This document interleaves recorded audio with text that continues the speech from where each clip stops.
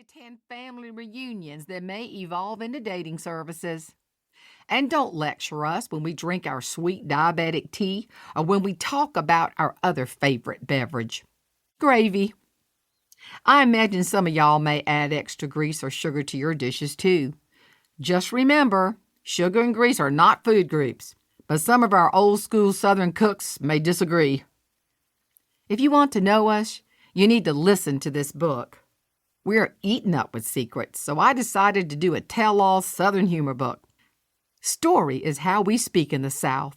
So sit in a Charleston rocker, lounge in a Pawleys Island hammock, or bounce on the joggling board and enjoy some sweet tea secrets from the deep-fried South.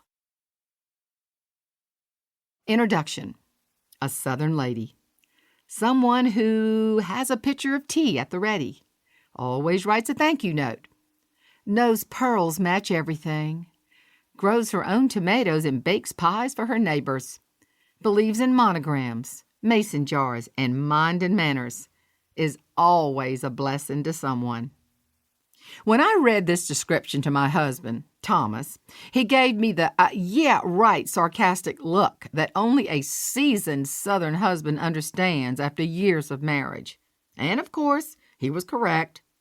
Here's my version.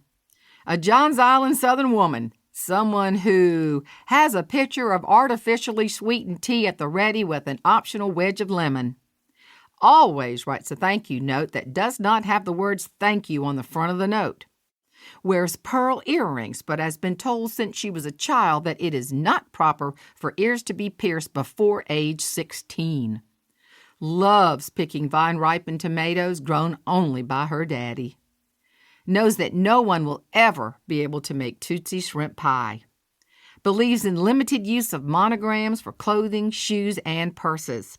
Says yes, ma'am, and yes, sir, until the day she dies. Always refers to her parents as mama and daddy. Finally, if you do all of this, you will be a blessing to your Southern family for generations if you can keep a secret. 'Cause frankly, my dear, storytelling is our legacy. Many in our Southland refer to these tales as therapy. Jane Jenkins Herlong. Part 1. Thank the good Lord they built the bridge. Chapter 1. Gullah Gullah, Johns Island. Johns Island is the second largest island on the southern east coast. For many years, the island was accessible only by boat. My grandfather Goompa always said, "Thank the good Lord they built the bridge," since up until then, no one dared marry outside the family. Actually, we didn't have a choice.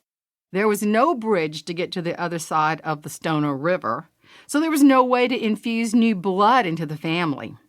I guess you could say our family tree looked more like one of those wreaths you see in a cemetery someone forgot to prune. My family takes pride in being island people, and our island has its own heartbeat. The pulse of the tides as they ebb and flow, the way the coastal breeze exhales as it lifts Spanish moss on gnarled branches, the faint buzz of mosquitoes vectoring on your neck and cheek. All these sounds remind us that our island is alive. You won't find much low-country tranquility on the downtown Charleston Peninsula. Tourist, that's what you find there. Tourist, traffic, rooftop bars, and all the trappings of a city that's almost shed its southern skin. But not quite. I'll take Charleston over one of those cities north of Richmond any day. But Charleston, not my island. I grew up playing in old musty homes with large front porches.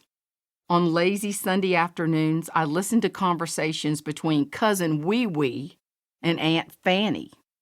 Excitement after church was watching airplanes land on the small Johns Island airstrip next to the farm. I learned how to swim when Daddy threw me off the tall dock on Abapula Creek. He tossed my siblings and me into the water when the tide was coming in so we could drift down to the metal ladder attached to the floating dock. I went crabbing, fished, and went bogging in the pluff mud on low tide.